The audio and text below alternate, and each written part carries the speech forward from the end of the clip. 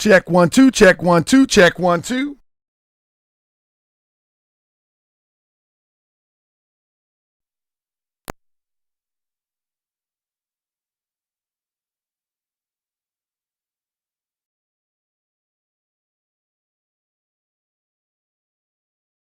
On this, check 1 2, check 1 2, check 1 2.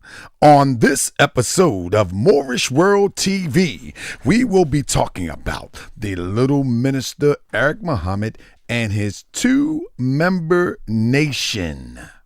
In this episode, we're going to discuss some of the pseudo-teachings that is espoused. They're going to be exposed, but espoused by the little minister Eric Muhammad and his cohort, the tall guy. So family, we're going to be about an hour and 15 minutes. I got a nice presentation for you, as I always do. Sit back, relax, and let's learn a little something. Now, let me give a disclaimer that when we go into these conversations, hold up. Maybe I can, let me do something. Let me get myself up out here. When we go into these conversations, right? Hold up, man. Come on. Man. Eric, can I talk, please? How did you get in here? How you get in here? Come on, man. Please. This is my show. Create your own YouTube channel, man. I mean, this is my show, man. This is my show. Create your own YouTube channel. I mean, this is for me and the Moorish World TV citizens. But here you pop up on my screen with your little finger out, man. Come on, man. Anyway, man, come on, Eric. Chill, man. Chill, man. We got things to do around here, man. Time I turn around, you popping up somewhere, man. Chill out, man. Anyway, back to what I was saying. So yeah, at the end of the day, I need to stop saying that too. I don't know why I start saying it. At the end of the day, but what I wanted to share with you is that when we have these conversations, and these are tough conversations, you understand what I'm saying? These are tough conversations. These are not conversations typical of people that like to play along and get along. Y'all know what the play along and get along is? I mean, the play along and get along is. Let me respond to Aleem real quick. Let me respond to Aleem real quick. Aleem Allah, he made another account. So Aleem, don't nobody block Aleem right now. Don't nobody block him right now. Let me explain to you why I blocked you on Facebook, and you will get blocked here if you continue the same stuff. I invited you back to the show. You didn't give an answer. The only thing that you continue to do is to make these illogical assertions about what you believe. And you kept doing it over and over and over and over. If you're going to continue to make illogical assertions, I cannot have a conversation with you. Because for y'all that don't know, this guy Aleem, he is obsessed with this conversation at this point. Aleem Allah is obsessed with this conversation. He goes into this crazy rant in my messenger. I just try to invite him back on the show. He goes into this crazy rant and says, "You're not a scholar." I'm like, I never told you I was a scholar. So he goes into some type of AI chat and says, if a person researched something, does that make him a scholar? And the thing spit out, yes, that makes him a scholar. See, you're a scholar. I said, man, how can I talk with this guy? So I'm like, brother, my hands are tied now. Like, I can't really communicate with you. You know what I mean?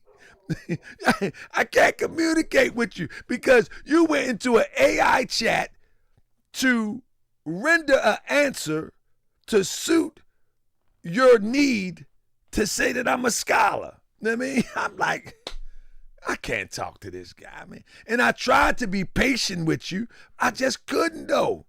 You got to go. You got to go, man. Got to go. I can understand people being passionate in their beliefs. I can understand people having convictions in their belief. But when you continue to make illogical assertions, you don't bring nothing but illogic. You just got to believe that, man, let me get on with the show, man. I'm not going to spend much time on that today. You know what I mean?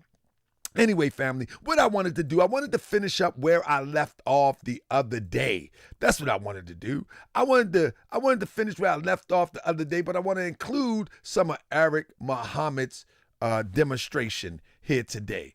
I wanted to include some of his demonstration here today because Eric Muhammad is insane. Mucho insano. That's what they say. They say mucho insano. You know, like he good and crazy, right? He good and crazy.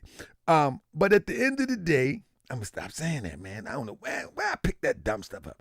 But at the beginning of the day, we got to get busy. You know what I mean? We got to get busy. And so that's what we're about to do.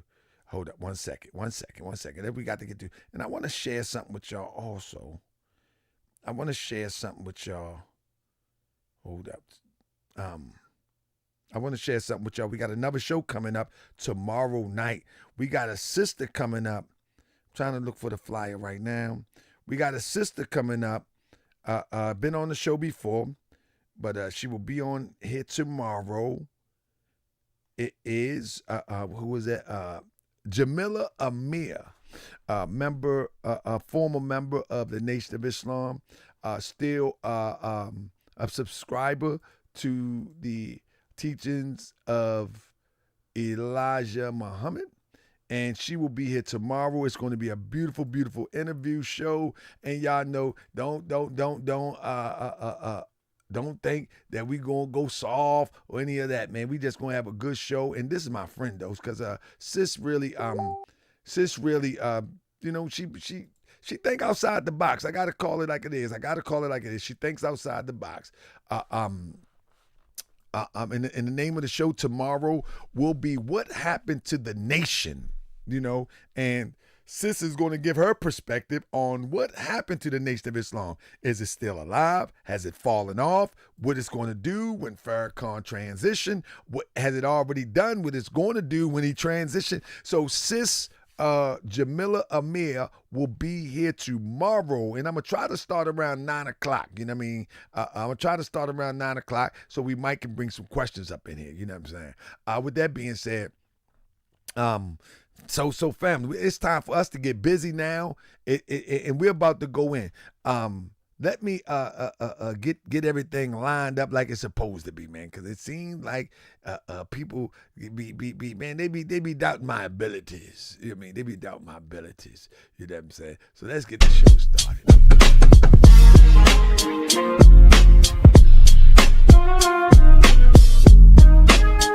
You are reading from. I didn't write this book, I'm just reading.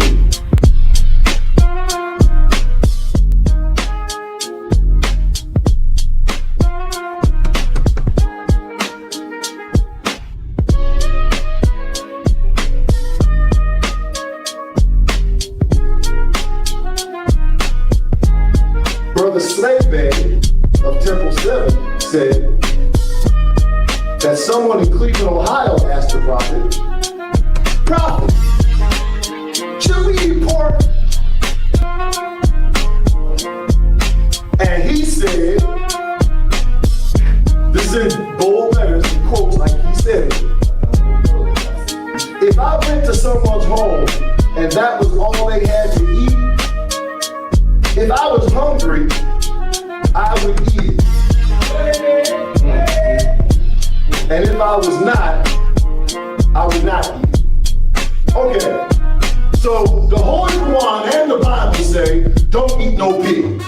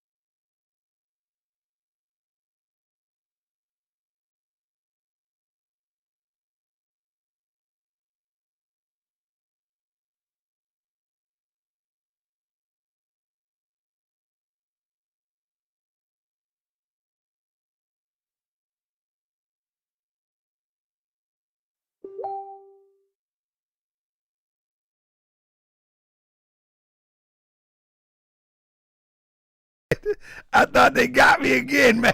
I thought they got me again. Yeah, the rascals be making me nervous, man. The rascals be making me nervous. They be making, yeah, the old rascals, man. They be having me nervous, man. I be like, oh, man, they done got me again, man. But nah, they ain't give me this time. Anyway, yeah. So we go get busy. So, fam, let me bring y'all up to speed. So what had happened was all of this started from a guy that, came on the show. He wanted to, I'm trying to get something else up here real quick. He came on the show. He wanted to debate. And then from that debate, I think Eric Muhammad jumped in, and him jumping in led to where we're at today. I think that's how it goes. And I ain't gonna go into great detail about that, but it led to where we at today. And so here we are. And one thing about Eric Muhammad, Yakub got me. One thing about Eric Muhammad, he continues. Let me cut this off. One thing about Eric Muhammad, he continues to he goes after Prophet Noble Drew Ali, but he comes from a place where he don't understand anything about the Moorish Science Temple of America. He just don't understand anything about the Moorish Science Temple of America. And so, and this proves that they don't know nothing about the Moorish Science Temple of America. Let me find this little thing real quick that I just saved. They don't know anything about the Moorish Science Temple of America, so they start grabbing for straws. They start just grabbing anything. And most people on the internet, unfortunately, don't know much about the Moorish Science Temple of America due to the fact that Moorish Science Temple of America has been taught under a pseudo lens for a long time. Y'all hear what I say? Family, press 7 if you understand what I'm saying. I'm not scared to say it. Moorish Science Temple of America on the internet has been taught under a pseudo lens for a long time. So this is why most people don't know Moorish Science Temple of America as taught by Prophet Noble Drew Ali. So when somebody try to pop slick, I know they don't know what they talking about because I already know what they have from the internet. I watch the internet too. I know you don't know what you're talking about. So, and this proves without a shadow of a doubt that they don't know what they talking about. Peep this. This is a comment of the tall guy fishing. And Lamu, come on back home, brother. I see you out there fighting. Lamu Aboyoko L, come on home. I see you out there fighting. Now listen, this is what he says. He named names, and then he said, or any member of the Moorish Science Temple of America, help me out. I've been trying for years to find Noble Drew Ali's writings and teachings. I've also been trying to find where any of you all seen the teachings Noble Drew Ali's taught. See, I really don't care about your attacks on the theology of Messenger Elijah Muhammad. Your attacks on him are easily defended and will be also avenged by a law. Here we go. A real avenger and not a spook. I want to see if any of you clowns are even sticking to what Noble Drew Ali teaches. Stop right there. This shows you without a shadow of a doubt that these people don't know what we teach. And for Kevin Ali and the Moorish World TV citizens, I'm going to break it down next week because the public should know what we teach so we can scrutinize it and you can scrutinize it. They should know. Now, what I will do is I am going to tailor make it for brothers from the NOI who will try to use anything that I teach, any words that I slip up on as some form of ammunition. So I want you to bear witness that I'm telling you right now, this is tailor-made for NOI guys like them.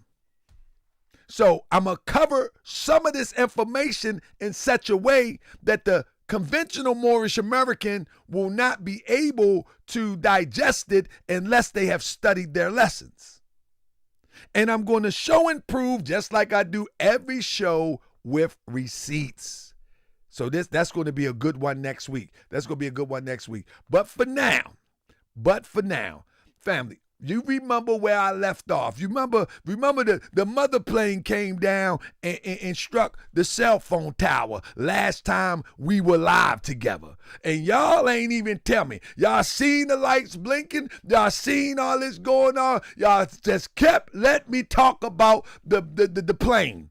I was right on the plane. You know what? What I was doing, I was actually exposing it for the foolishness that people are calling it a mother plane. Y'all remember?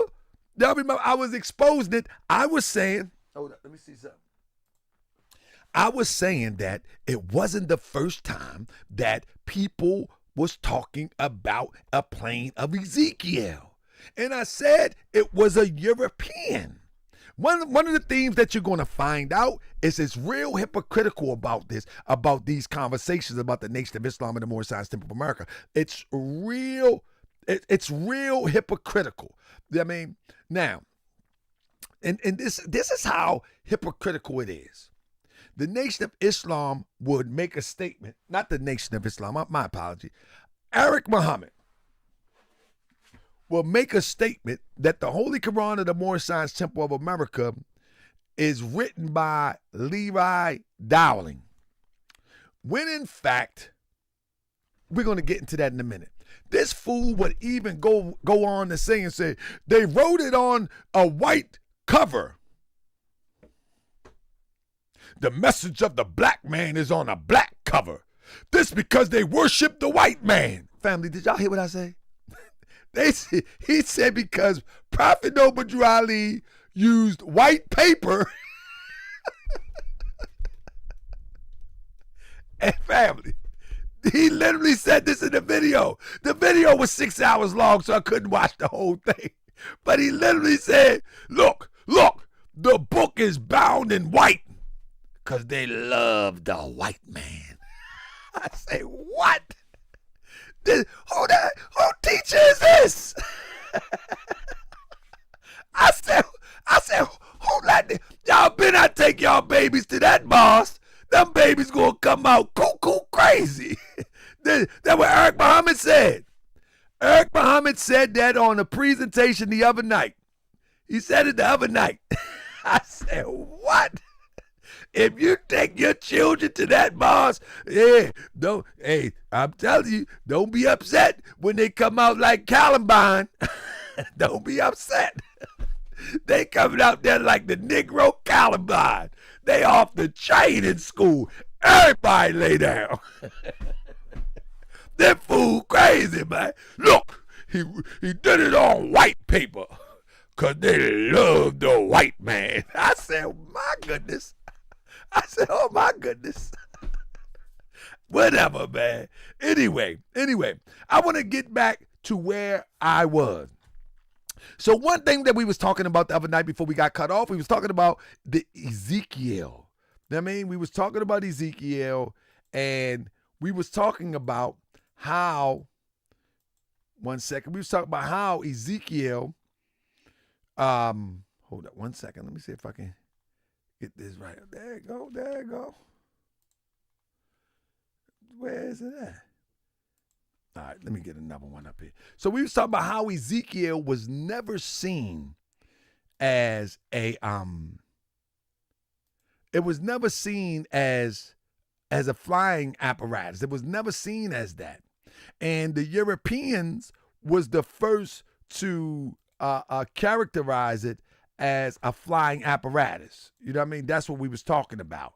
And so I want to finish that, and then I'm going to go on to some new stuff. So we was talking about how the Nation of Islam, because my brother George Allen, who's a faithful member of the Nation of Islam, he was talking to me about how no one ever talked about the book of Ezekiel as it related to mother planes and things of that nature. And I said, no, that's not true. I say, of course they have. Now, again, Elijah Muhammad is a little bit more dramatic than the previous authors of the concept that Ezekiel was a flying apparatus. But nevertheless, the teachings, and I want to say this, and I want to slow it down and say it to you really good. When you look at esoteric teachings, they are made, and if in family, listen, look some of these words up. Metaphors and esoteric type teachings. When you look at esoteric type teachings, like in the book of Ezekiel, the esoteric type teachings are created for you to think deeper. Esoteric teachings is not for you to take them on face value. So when you look at allegory and metaphors, it's meant to make you think, what does it mean? It's not meant for you to say, oh, there's a wheel within a wheel, that must be a flying saucer. That ain't what esoteric teachings are all about. Esoteric teaching is for the one who is seeking the introspective type wisdom and knowledge of the ancients to really think about it. You know what I'm saying? So when it's all over said and done, to make it just as simple, oh, that's a flying saucer, and we built one in Japan. That's a mother plane, and we built one in Japan. And nobody knows these scientists. Nobody knows when it was done, except for the date, but nobody knows when it was done as it relates to someone being there and seeing any evidence that it was actually done. Don't worry about that. You just got to believe that in 1929 it took flight. Okay. Now, the symbolic meaning of movement tradition, commentators like Rashi and Maimonides explain the mechanics of the wheels moving instantly in 4 directions without turning. Moving instantly in 4 directions without turning. Why would you need wheels in a sky? Fam, you understand what I'm saying? These wheels of this chariot in the sky is relative to the chariot on the ground, but it's making reference to the universal creator, symbolically referencing a chariot of the sky. And these wheels in the sky are symbolic to something relative to the universal creator that the reader must figure out and get the wheels turning. Not to figure out to something just mundane like, oh, it was talking about, it was giving a prophecy about a spaceship. It was giving a prophecy about a mother plane, and we built one in China. That's just like the lowest of the low. That's the lowest of the low vibration of our understanding. That's not what it was. That's not what the symbolism was created for. Because Israel was in exile in Babylon, the vision served to prove God's presence was not locked inside the temple in Jerusalem. Now you understand? Because the house of Israel, the tribe of Israel, was in exile.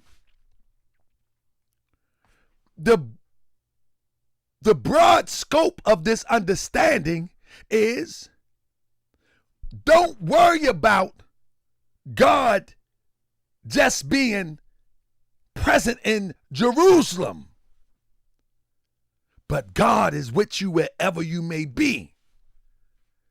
Now, you don't have to believe in this type of concept, right? You don't have to believe in this type of concept. But not until the 20th century did someone make this mean a spaceship. Dark side, your source is weak. This is not a source.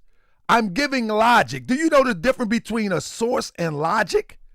I don't think you understand the conversation, Dark Side. There's a difference between source and logic. I'm showing something to establish my logic. So, brother, understand how research works. Research work with sources, empirical sources, data, logic, reason. See, this is the problem. The problem with us as a people, when we get to read a few books, we be thinking that we educated on the level of a professor. That's not me. I'm giving you some logic that before the 20th century, no one seen this as a ship being built anywhere. It was a metaphor. It was an allegory. So Dark Side, if you want to check the source, what you do is go look back. No. Go look back. That is not my source. Go look back. That's an example, Dark Side. Go look back and see if anyone, if you really want to learn, Dark Side, because I'm going to move on. If you really want to learn, go back before the 20th century and see if anybody referred to the book of Ezekiel as a flying apparatus. There is not one person on the face of the earth seen it as a flying apparatus. They've seen it as a metaphor. But anyway, so that's how you want. If you want to fact check, that's how you fact check. That's how you fact check, Dark Side. You go see if anybody talked about it. Now, but anyway, let me go with this, because I can't waste too much time there, because we got a lot to cover. Because Israel was in exile in Babylon, the vision served to prove God's presence was not locked inside the temple in Jerusalem. His chariot could move instantly to be with his people anywhere on earth. The eyes covering the wheels symbolize omnipotence. How you say it? Omniscience. I'm gonna butcher this one. Let me butcher it. Somebody, hey, sound it out for me. I used to be like omnipotent, but omniscience, God seeing all things. Y'all know I butcher these words, so don't worry about it. I mean,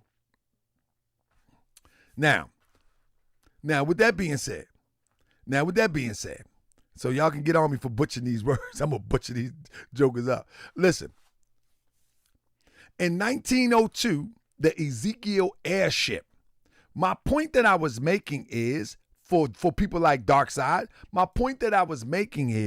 Dark Side, is that people were talking about an airship before Elijah Muhammad. Their claim is that no one spoke about an airship. So I'm establishing logic behind the concept of no one spoke about it being an airship. And then when it was first spoke about being an airship. Y'all understand what I'm saying? Press 7 if you understand what I'm saying. I'm establishing that no one spoke about it. And here is the first one relating it to an airship. Because the conversation in the Nation of Islam is that no one equated it to an airship or to a mother plane or to a UFO before omnipresence, before the Nation of Islam. That's what I'm establishing. I mean, that's all I'm establishing. I'm not using any sources per se. Now I'm about to use a source in a minute. Now I'm gonna use a source. I was only using that for logic. That's it, not a source, because I didn't do enough. Some things we use for logic, but you got to work with me. I shouldn't have to say this when you're doing research. But anyway, the Ezekiel airship mechanical, before anyone linked to the text to aliens, it was used as a blueprint for human aviation. This destroys the argument that no one ever talked about it for human aviation until the European first. and then Elijah Muhammad. That's what I'm establishing with this. In 1902, a Texas preacher named Burrell Cannon built an actual physical airship named the Ezekiel Airship. So that destroys the concept that no one ever talked about it relative to being a flying apparatus before Elijah Muhammad. That's not true. And to the point, they would say that, but then they would say the slave was singing, swing low, sweet chariot. And even the slaves was talking about the presence of God, the swing low, not a spaceship or airship. But anyway, he believed Ezekiel 1 described a real piece of mechanical machinery and attempted to replicate the wheel within a wheel using large spoke paddle wheels powered by gasoline engines. This was the European that did this. So when people say the Darling wrote the Aquarium Gospel, here European. Well, let me show you something. When it's all said and done, Darling didn't write that, and I will go over that next week. But everything that you establish is on the back of Europeans. Everything that you establish. You say the white man is the devil, but you got half devil, half brother for the Savior. I mean, Master Muhammad is half devil and half Asiatic black man. You say. So what part do you believe? What part do you believe? Do you believe the devil or do you believe the other side? Because he half and half. like he iced tea and lemonade, baby. Hey, let me get 2 wings and fries and give me a big half and half. That's Baltimore. We need a half and half. He half and half. He half devil and half God. He ain't always God now. How can he be God in a person if he half devil and half God? He can't be all God in the person. Let's be for real now. How can he be all God in the person if he half God and half the devil? I'm just saying.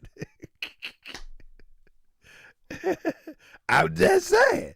It is what it is. Look at this. Sean Cooper say, powered by gasoline engines? Now, lets you know he doesn't know knowledge how to build a mother plane, and neither do you.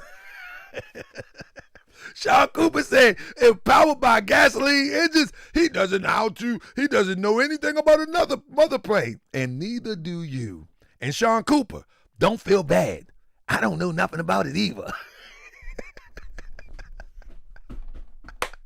I don't know nothing about it either. I just know this story don't make sense.